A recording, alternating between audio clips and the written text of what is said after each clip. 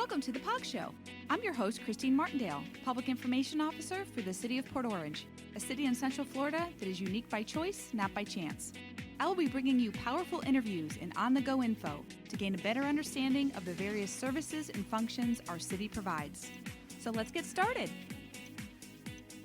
Hello, everyone, to episode 11 of the POG Show.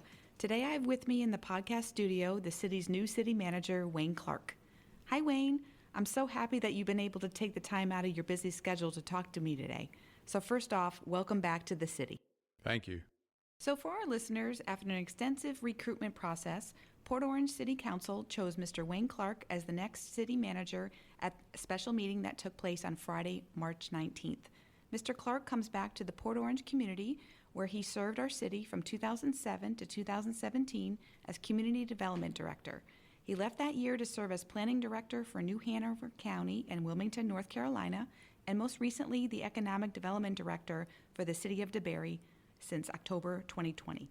A Port Orange special meeting was set up on Tuesday, March 30th to award the contract to you, Mr. Clark, as you started with the city on Monday, April 19th, just a few short weeks ago. So how does it feel to be back working for the city? It feels great. I'm very grateful for the opportunity to be back here, to have the chance to come back and work in the community where my children were raised, and to keep going with projects that I had started in the role prior. So before we get into more questions about your new city manager role, tell us a little bit about yourself. I'm a Florida native. I was born in Lakeland. In addition to Port Orange, I've also lived in Jacksonville and Coral Springs. I've worked in government for about 30 years. I started my career in Hilton Head, South Carolina. I spent, of the 30 years, about half of my career in Florida and the other half in the Carolinas. Married, in fact, we're a couple weeks away from my 30-year anniversary, and I have 2 grown children. Oh, that's great. When we were talking about your background and you said you lived in Coral Springs, I also lived in the South Florida area for a time, and my parents lived in North Carolina and the Wilmington area actually for 12 years, so we both have very similar backgrounds. So you're new to the city manager role, but not new to working at the city as the previous community development director for about 10 years. So what are some of the big projects you worked on back then? The Pavilion project was new. We went through from concept to construction of that project. Radon, U.S. Foods expansion, and the Riverwalk Park project were probably the biggest things that I worked on during that time. Now, as the new city manager, what are some of the things you've learned when you left the city and can apply now that you're back with us? Not that I would say that I want to wish this on people, but I've had a lot of experience dealing with hurricanes in my time in the Carolinas, 6 or 7. So the experience of how to prepare a community and how to handle both the pre-post recovery aspects of a hurricane, I think that works. I think just seeing the differences of how development is handled in the other communities and how organizations have worked will help me, both larger organizations and smaller. I think my time in a county helped to understand how we can work together well with the county here and the relationships with other governments going forward. And, you brought up a good point about hurricanes. You mentioned North Carolina, especially the Wilmington area, which is definitely an area that can be hard hit with a hurricane. So, but we are actually in Hurricane Preparedness Week this week. So look for, some social media posts this week about the city, what the city is doing to prepare our citizens and what, our citizens can do to prepare. We've got the official start of hurricane season coming up on June 1st. So good point. So what will be your main focuses as the new city manager, or as they say, your first 100 days in office? Well, we're here to carry out the vision of the city council. Whatever their policies and their directions are, we provide efficient services to the public. And I think that's important that we focus on that what our community needs, what they expect from us, so they're getting good value in this community. We're here to provide them what they need to generate solid public trust and support. So having said in the broad context, we are working on the remainder of the Riverwalk area. We have a fire station training center. So there are a number of exciting projects ahead of us.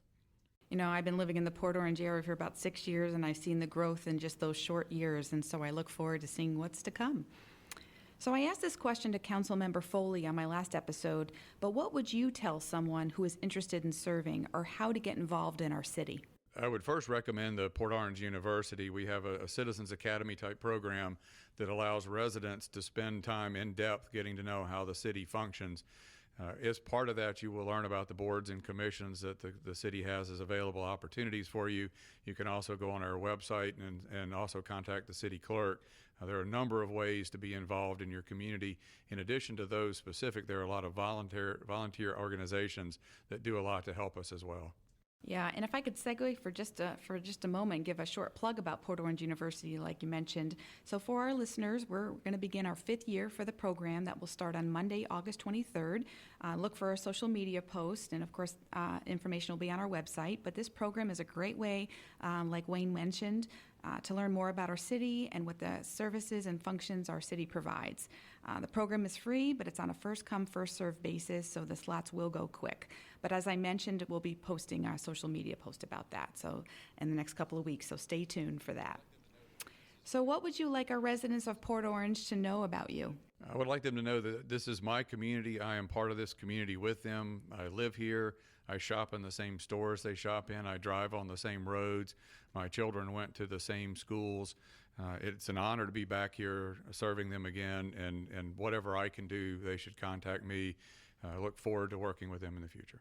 It's great. And so the best way for our residents to reach our city manager is through our city website, www.port-orange.org. There's a section there called Contact the City Manager. And of course, we have a Request a Concern button on the homepage of the city's website. So if you see something that concerns you around our city, you can complete all the details by selecting a category, and the information will be directed to the specific department. So is there anything else that you would like to share? Other than that, I think it's a great community. It's a community, a great family-oriented community. It's very safe. We have great parks, great places to shop, great schools, and I'm looking forward to being a part of it for the long term. And we look forward to having you.